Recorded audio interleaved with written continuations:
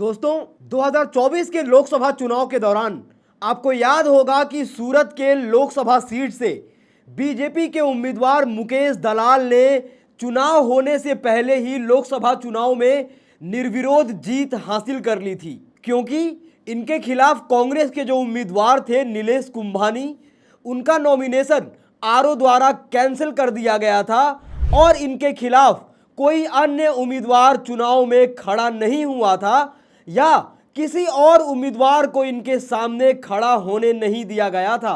यानी कि दबाव की जो राजनीति होती है, जहां धन और ताकत के दम पर उम्मीदवार किसी भी दूसरे उम्मीदवार को धमकाते हैं और उन्हें अपना नामांकन वापस लेने के लिए कहते हैं। सुप्रीम कोर्ट में एक याचिका सेंटर फॉर विधि रिसर्च की तरफ से दाखिल की गई है, जिसमें पीपल्स रिप्रेजेंटेशन एक्ट 1951 की धारा 53(2) को चुनौती दी गई है। यह धारा निर्विरोध चुनावों में उम्मीदवारों को सीधे चुने जाने की अनुमति देती है यदि केवल एक ही उम्मीदवार बचा हो तो।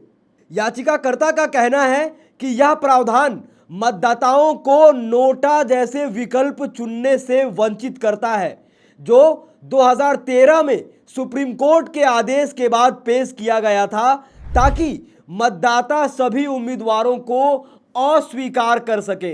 अब इस मामले में सुप्रीम कोर्ट ने केंद्र सरकार से जवाब दाखिल करने को कहा है।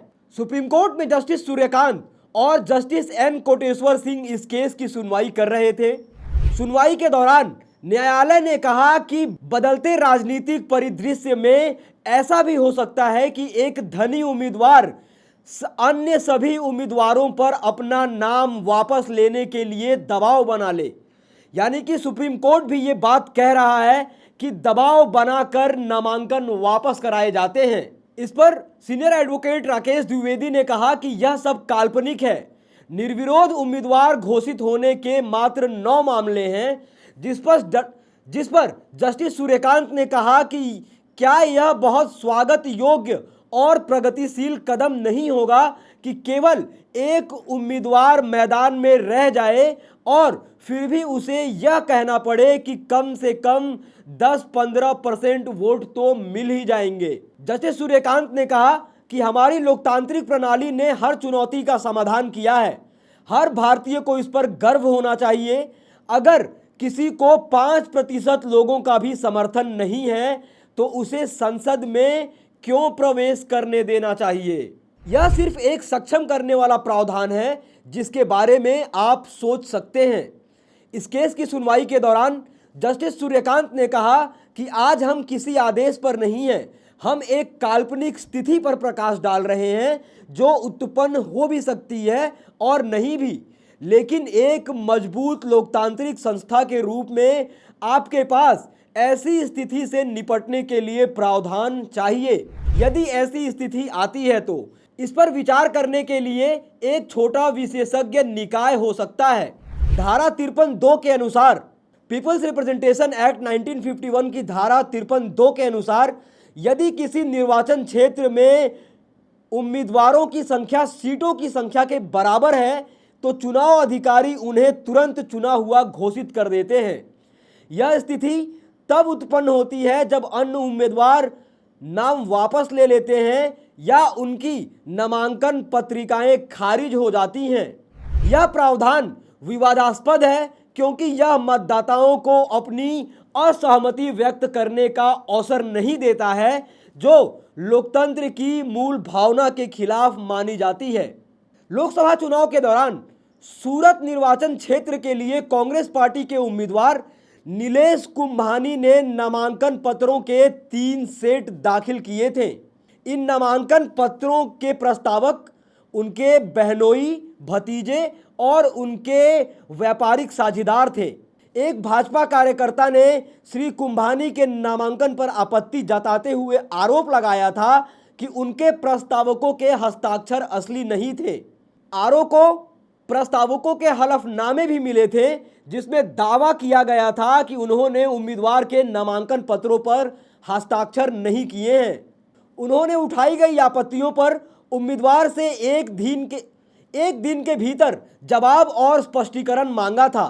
चूंकि प्रस्तावक जांच के लिए निर्धारित समय के भीतर आरओ के समक्ष पेश नहीं हो सके, इसीलिए नामांकन पत्रों के सभी 3 सेट को खारिज कर दिया गया और बीजेपी के उम्मीदवार की निर्विरोध जीत की घोषणा कर दी गई थी। 24 अप्रैल 2025 को सुप्रीम कोर्ट की बेंच, जिसमें जस्टिस सूर्यकांत और जस्टिस एन कोटेश्वर सिंह शामिल थे, इस याचिका पर सुनवाई की।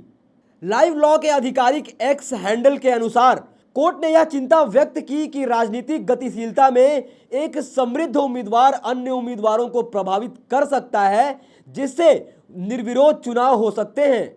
जस्टिस सूर्यकांत ने सुझाव दिया कि निर्विरोध चुनावों में भी उम्मीदवारों को कम से कम 10-15% वोट हासिल करने चाहिए,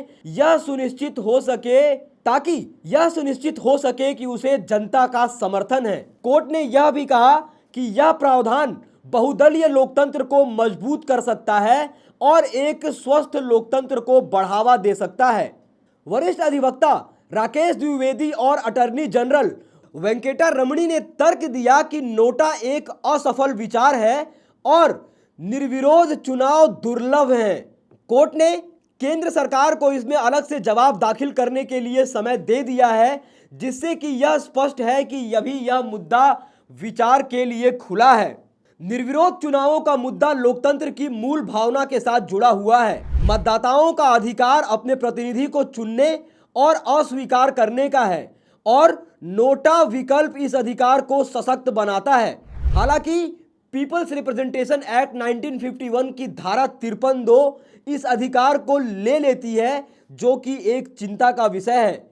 सूरत का मामला यह दिखाता है कि कैसे चुनावी प्रक्रिया में खामियां हो सकती हैं, विशेष रूप से जब नामांकन खारिज किए जाते हैं या उम्मीदवार खुद से ही अपना नामांकन वापस ले लेते हैं। आप इस पूरे मुद्दे पर क्या सोचते हैं, क्या राय रखते हैं? अपनी राय टीका टिप्पणी कमेंट बॉक्स में ज़रूर लिखें।